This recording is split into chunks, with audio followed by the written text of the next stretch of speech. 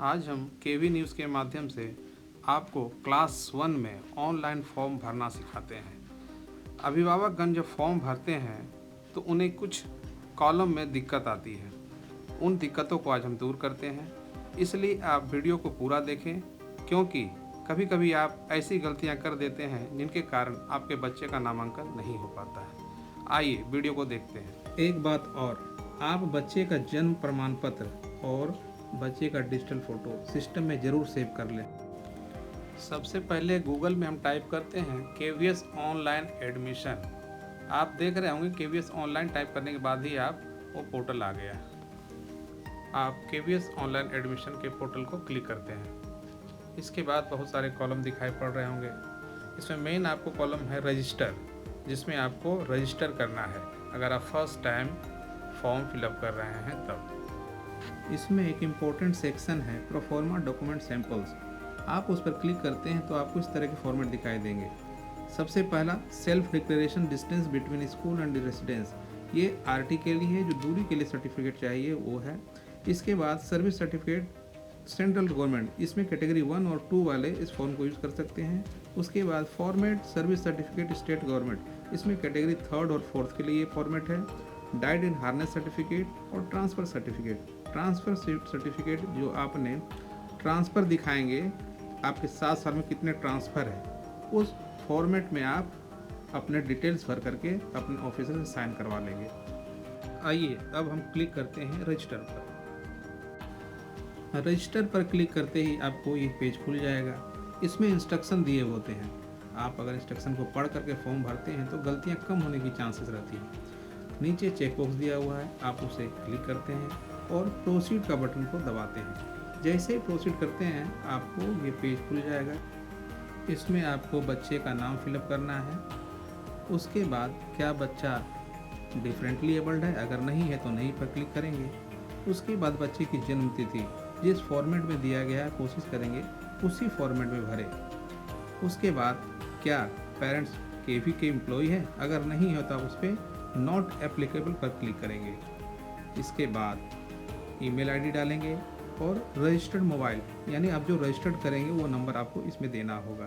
Captcha डालेंगे और register का बटन आप दबाएंगे।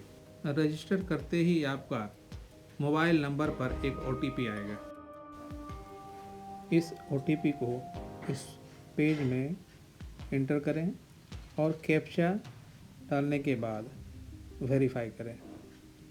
वेरीफाई करने के बाद आपको स्क्रीन में बच्चे का लॉगिन आईडी यानी नेम ऑफ चाइल्ड दिखाई दे रहा होगा, लॉगिन कोड दिखाई दे रहा होगा, डेट ऑफ बर्थ दिखाई दे रहा होगा और आपने जो मोबाइल रजिस्टर्ड किया वो दिखाई दे रहा होगा। नीचे लिखा हुआ है क्लिक करें, आप उस पर क्लिक करते हैं। इसके बाद देखिए आपको सबसे ऊपर लॉगिन कोड डालना है, जो अभी तुरंत आपको मैंने बताया। आप उसको कोड को डालेंगे। उसके बाद बच्चे का डेट ऑफ बर्थ, जो आपने डेट ऑफ बर्थ दिया है वो डालेंगे। उसके बाद रजिस्टर्ड मोबाइल नंबर जिस पे आपने रजिस्टर्ड किया है और जो कैप्चा दिया है उसे इंटर करेंगे। इसके बाद लॉगिन करते हैं। लॉगिन करने के बाद आपको इस तरह का पेज दिखाई पड़ेगा। इस पेज में आप देख सकते होंगे बेसिक इन्फॉर्मेशन जो आपने शुरू में भरा है वो ऑलरेडी फिलअप किया हुआ दिखाई पड़ेगा। इसमें आपको आगे दिखाई देगा parent detail, choice of school, upload documents. जैसे जैसे आप आगे प्रोसीड करते हैं बढ़ता जाएगा। इस पेज में कुछ इनकम्प्लीट डाटा है।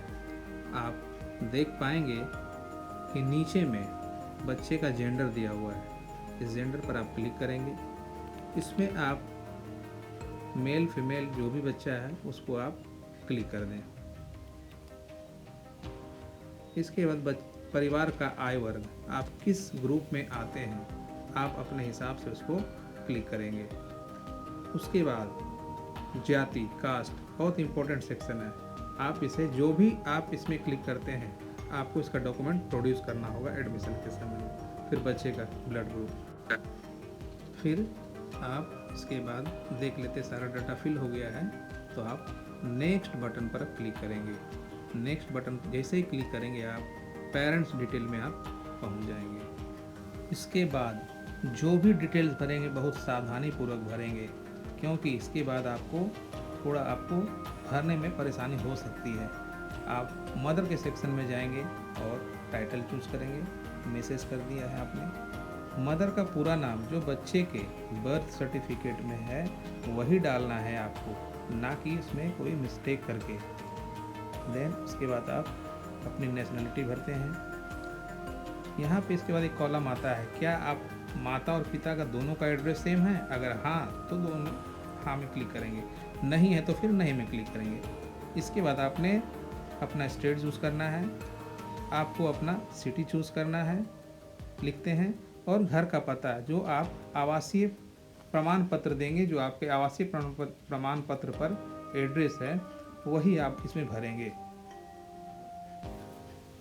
एड्रेस भरने के बाद आपको पिन कोड डालेंगे, जो उस एरिया का पिन कोड है।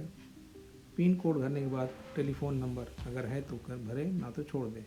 मोबाइल नंबर आप अवश्य भरें और ऐसा नंबर हो जिस पर विद्यालय आपसे कांटेक्ट कर सके। ईमेल आईडी है तो भरें, ना तो छोड़ दें। ऑक्यूपेशन एक इम्पोर्टेंट सेक्शन, माता हाउसवाइफ है तो हाउसवाइफ भरें। ऑर्गेनाइजेशन को छोड़ दें। फिर ऊपर के सेक्शन में हम जाते हैं और पिता का विवरण आप पिता के विवरण वाले में कॉलम में भरेंगे। शीर्षक मिस्टर करेंगे। उसके बाद पूरा नाम, बर्थ सर्टिफिकेट में जो बच्चे का पिता का नाम है वही कोशिश करें शुद्ध स्पेलिंग के साथ। नेशनलिटी इंडियन चुनते हैं। आपने पहले ही चुन लिया है कि माता का एड्रेस जो है वही पिता का है, इसलिए ऑटोमेटिक उसमें वो टाइप हो गया है। आप उसके बाद फिर बच्चे का पिता का मोबाइल नंबर इंटर करते हैं। उसके बाद बच्चे के पिता का ईमेल एड्रेस है तो आप इंटर करें, मैंडेटरी नहीं है। सबसे इम्पोर्टेंट सेक्शन ऑक्यूपेशन, बच्चे के पिता क्या करते हैं। अगर प्राइवेट जॉब में है तो प्राइवेट जॉब लिखेंगे, गवर्नमेंट जॉब है तो गवर्नमेंट जॉब लिखेंगे। और संस्था का नाम, अगर इसमें प्राइवेट जॉब में कोई संस्था नहीं है तो संस्था का नाम छोड़ दें, लेकिन गवर्नमेंट जॉब वाले संस्था का नाम अवश्य लिखेंगे क्योंकि उनकी कैटेगरी उसी से निर्धारित होती है। इसके बाद नेक्स्ट बटन पर क्लिक करते हैं। इस सेक्शन में आपको विद्यालय चूज़ करना होता है। अभिभावक को पता होना चाहिए कि आप एक बार फॉर्म फिलअप करते समय 3 विद्यालय चुन सकते हैं। सेलेक्ट 1 में आप जो विद्यालय को चुन रहे हैं उसमें आप सबसे पहले स्टेट चुनते हैं। स्टेट में जितने भी केंद्रीय विद्यालय हैं उसके लिस्ट आ जाएंगे, आप उसको क्लिक करके चुन लें। इसके बाद आप इसके सबसे इम्पोर्टेंट सेक्शन में पहुंच जाते हैं जहां पे लिखा हुआ है विद्यालय की दूरी, यानी आपने जो एड्रेस दिया है वहां से विद्यालय की दूरी कितनी है। अगर 5 किलोमीटर से अधिक है तो अधिक पे क्लिक करें और कम है तो कम पर क्लिक करें। 5 किलोमीटर से कम वाले को आरटी में बेनिफिट मिलता है। आपने जो एड्रेस दिया है उससे विद्यालय की दूरी क्या है वो आप ज़रूर भरें। यहाँ आपको ध्यान में ये रखना है कि ये तीनों विद्यालय के लिए जब आप सेलेक्ट करते हैं तो ये आपको प्रोसेस तीनों में अपनाना होगा। आप अगर एक विद्यालय के लिए चूज़ करते हैं तो आप एक विद्यालय भर करके निकल सकते हैं। आप 2 भर रहे हैं तो फिर आपको ये दोनों में डिटेल आपको भरना होगा, जिसमें विद्यालय की दूरी, जो दूरी आपके घर से विद्यालय की है उस पर आप क्लिक करेंगे। 5 किलोमीटर से अधिक है तो उस पर अधिक वाले पे क्लिक करेंगे और कम है तो उस पर क्लिक करेंगे। यहाँ आपको यह भी जानना चाहिए कि जो 5 किलोमीटर के कम दूरी वाले होते हैं उन्हीं आरटी में फ़ायदा मिलता है। आपको सेवा प्राथमिकता में मदद चाहिए तो हाँ में क्लिक करें, ना तो नहीं पे क्लिक करें। अगर हाँ पर आप क्लिक करते हैं तो आपको नीचे ऑप्शन आ जाएंगे। आप चूज़ में करते हैं तो आपको सारे जो होते हैं कैटेगरी 1, 2, 3, 4, 5 उसमें कौन कौन आते हैं उसमें आप इजीली आप उसको देख करके भर सकते हैं। आप चूज़ कर लें अपना सेल्फ एम्प्लॉयड, उसके बाद देखिए आपका कैटेगरी ऑटोमेटिक नीचे 5 आ जाएगा। इससे आपको मदद मिलेगी और आप गलत नहीं करेंगे, फॉर्म आपका सही भरा जाएगा। क्योंकि इस सेक्शन में अगर गलत होने से आपको एडमिशन के समय में परेशानी होगी। सेलेक्ट एम्प्लॉयर ऑफ पेरेंट्स में आप जब क्लिक करते हैं तो आप चेक कर सकते हैं 1, 2, 3, 4 किन कारणों से आता है। कैटेगरी 1 वाले जो आर्मी, बीएसएफ, सेंट्रल गवर्नमेंट के जो भी एम्प्लॉय हैं, रेलवे, पोस्ट ऑफिस, ये सब कैटेगरी 1 में आते हैं। तो उन लोगों को ये ध्यान में रखना है एम्प्लॉयमेंट स्टेटस क्या है आपका, आप बगल में क्लिक करके ज़रूर देखें और वो लिखें। अगर आप परमानेंट है तो वहाँ पे परमानेंट का ऑप्शन आ जाएगा। उसके बाद सबसे नीचे वाले के कॉलम में माता या पिता किन की कैटेगरी आपको चूज़ करना है। अगर पिता वर्किंग में है तो जहाँ नॉट एप्लीकेबल लिखा है उसको क्लिक करेंगे तो वहाँ पे आ जाएगा माता या पिता, आप उसमें चूज़ कर लें। जो वर्किंग में है उन्हीं का बेनिफिट मिलेगा। इसके बाद सेलेक्ट विद्यालय 2 में क्लिक करते हैं। सेम प्रोसेस फिर से आपको वही करना है, स्टेट चूज़ करना है, स्टेट के बाद विद्यालय चूज़ करना है, विद्यालय से दूरी चूज़ करना है। आप यहाँ पे एक नए तरीके देख सकते हैं कि अगर आपको प्राथमिकता नहीं चाहिए तो आप नो में क्लिक करें। नो में क्लिक करेंगे तो देखिए यहाँ पे ऑप्शन बना हुआ है 1 2 3 4 5।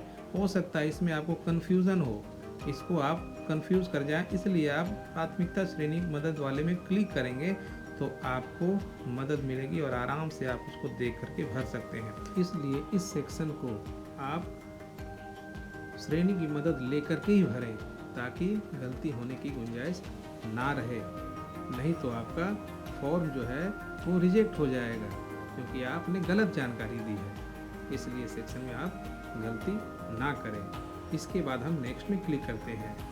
इस सेक्शन में आपको बच्चे का सबसे पहले जन्म प्रमाण पत्र जो आपने सिस्टम में सेव करके रखा हुआ है उसे अपलोड करते हैं। उसके बाद ये अपलोड हो जाता है। देन इसके बाद आप बच्चे का फोटोग्राफ जो आपने सिस्टम में सेव करके रखा होगा उसे अपलोड करेंगे।